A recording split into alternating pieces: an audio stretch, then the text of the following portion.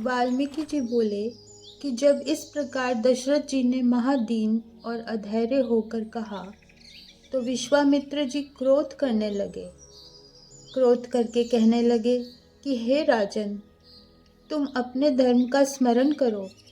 तुमने कहा था कि तुम्हारा अर्थ सिद्ध करूंगा, पर अब तुम अपने धर्म को त्यागते हो। जो तुम सिंहों के समान होकर मृगों की नाई भागते हो तो भागो, पर आगे रघुवंशी कुल में ऐसा कोई नहीं हुआ कि जिसने वचन फेरा हो। जो तुम करते हो सो करो, हम चले जावेंगे, परंतु यह तुमको योग्य न था, क्योंकि शून्य ग्रह से शून्य ही होकर जाता है। तुम बसते रहो और राज्य करते रहो, जैसे कुछ होगा हम समझ लेंगे। इतना कहकर वाल्मीकि जी बोले कि जब इस प्रकार विश्वामित्र जी को क्रोध उत्पन्न हुआ तो 50 कोटि योजन तक पृथ्वी कांपने लगी और इंद्रादिक देवता भयवान हुए कि यह क्या हुआ। तब वशिष्ठ जी बोले, हे राजन, इक्ष्वाकु कुल में सब परमार्थी हुए हैं और तुम अपना धर्म क्यों त्यागते हो। मेरे सामने तुमने विश्वामित्र जी से कहा है कि तुम्हारा अर्थ पूरा करूंगा, पर अब क्यों भागते हो। राम जी को तुम इनके साथ कर दो, यह तुम्हारे पुत्र की रक्षा करेंगे। इस पुरुष के सामने किसी का बल नहीं चलता, यह साक्षात ही काल की मूर्ति है। जो तपस्वी कहिए तो भी इनके समान दूसरा नहीं है, और शस्त्र और अस्त्र विद्या भी इनके सदृश कोई नहीं जानता। क्योंकि दक्ष प्रजापति ने अपनी 2 पुत्रियां, जिनका नाम जया और सुभगा था, विश्वामित्र जी को दी थीं, जिन्होंने 500 पुत्र दैत्यों के मारने के लिए प्रकट किए। वे दोनों इनके सम्मुख मूर्ति धारण करके स्थित होती हैं। इससे इनको कौन जीत सकता है। जिसके साथी विश्वामित्र जी हों, उसको किसी का भय नहीं। आप इनके साथ अपना पुत्र निसंशय होकर दो। किसी को सामर्थ्य नहीं कि इनके होते तुम्हारे पुत्र को कुछ कह सके। जैसे सूर्य के उदय से अंधकार का अभाव हो जाता है, वैसे ही इनकी दृष्टि से दुख का अभाव हो जाता है। हे राजन, इनके साथ तुम्हारे पुत्र को कोई खेद न होगा। तुम इक्ष्वाकु के कुल में उत्पन्न हुए हो और दशरथ तुम्हारा नाम है। जो तुम ऐसे हो, अपने धर्म में स्थित न रहे तो और जीवों से धर्म का पालन कैसे होगा। जो कुछ श्रेष्ठ पुरुष चेष्टा करते हैं, उनके अनुसार और जीव भी करते हैं। जो तुम अपने वचनों का पालन न करोगे तो और किसी से क्या होगा।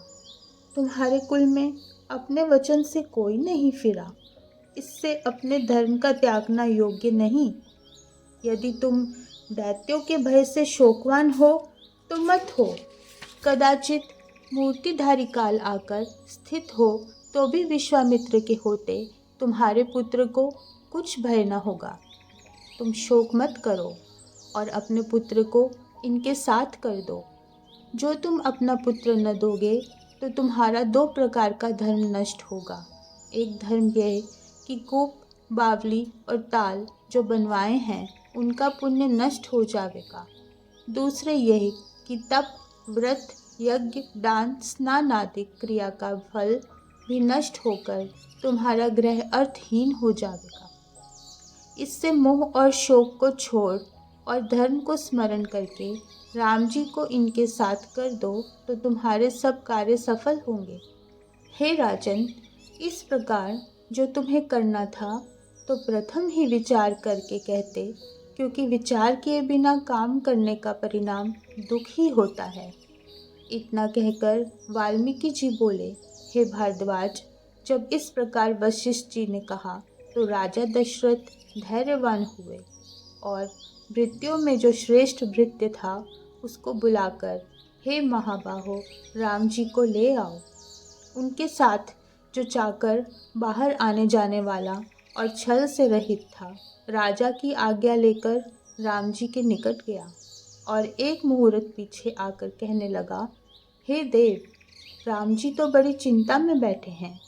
जब मैंने राम जी से बारंबार कहा कि चलिए, तब वे कहने लगे कि चलते हैं। ऐसे ही कहकर चुप हो रहते हैं।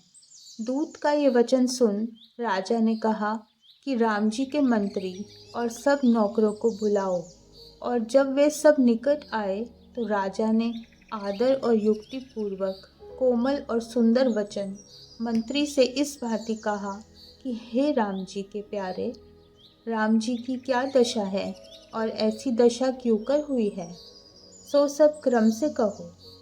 मंत्री बोला, हे देव, हम क्या कहें।